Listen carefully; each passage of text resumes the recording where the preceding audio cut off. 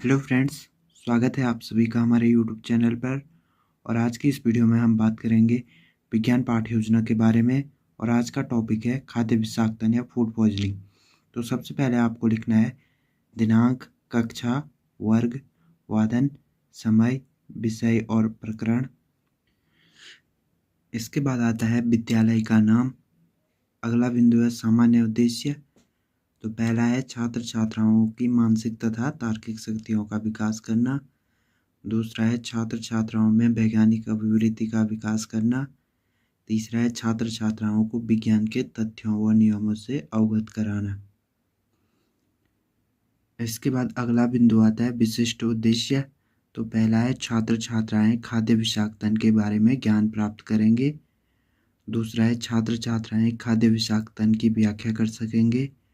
तीसरा है छात्र छात्राएं प्राप्त ज्ञान का प्रयोग दैनिक जीवन में कर सकेंगे। इसके बाद अगला बिंदु आता है सहायक सामग्री। इसमें आएगा चौक, डस्टर, चार्ट आदि। अगला बिंदु है पूर्व ज्ञान। तो छात्र छात्राएं खाद्य विषाक्तन या फूड पॉइजनिंग के बारे में सामान्य जानकारी रखते हैं।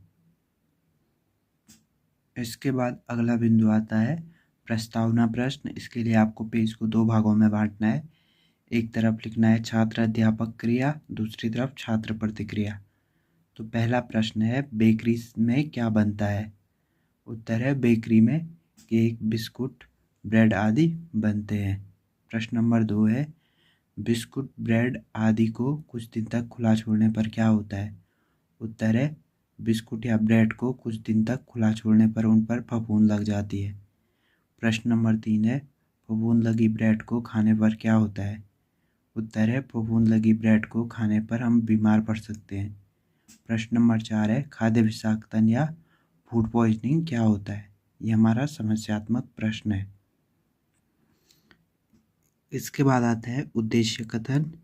आज हम विज्ञान विषय के अंतर्गत खाद्य विषाक्तन या फूड पॉइजनिंग का अध्ययन करेंगे।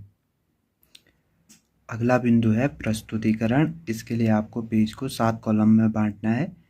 सबसे पहले में लिखना है क्रम संख्या, दूसरे में शिक्षण बिंदु, तीसरे में अपेक्षित व्यवहार परिवर्तन, चौथे में शिक्षण अधिगम परिस्थितियाँ। इसको दो भागों में बांटना है। एक तरफ छात्र अध्यापक क्रिया, दूसरी तरफ छात्र प्रतिक्रिया। इसके बाद वाले कॉलम में शिक्षण विधि और आखिरी कॉलम में मूल्यांकन। तो पहला शिक्षण बिंदु है खाद्य विषाक्तन। अपेक्षित व्यवहार परिवर्तन में आएगा छात्र छात्राएं पूर्व ज्ञान का प्रत्यास्मरण कर सकेंगे। इसके बाद आता है विकासात्मक प्रश्न। तो पहला प्रश्न है कुछ खाद्य पदार्थों के नाम बताइए।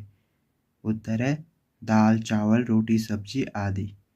प्रश्न नंबर 2 है खाद्य विषाक्तन या फूड पॉइजनिंग से आप क्या समझते हैं। तो बच्चा इसका अस्पष्ट उत्तर देगा। यहाँ शिक्षण विधि प्रश्नोत्तर विधि है। इसके बाद आता है छात्र अध्यापक कथन।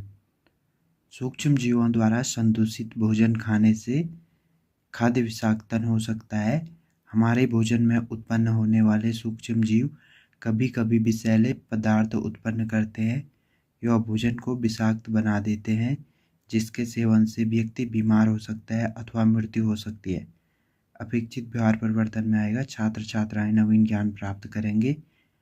और छात्र प्रतिक्रिया में आएगा छात्र छात्राएं ध्यानपूर्वक सुनेंगे व समझेंगे। यहाँ शिक्षण विधि प्रयोग की गई है वो है स्पष्टीकरण विधि।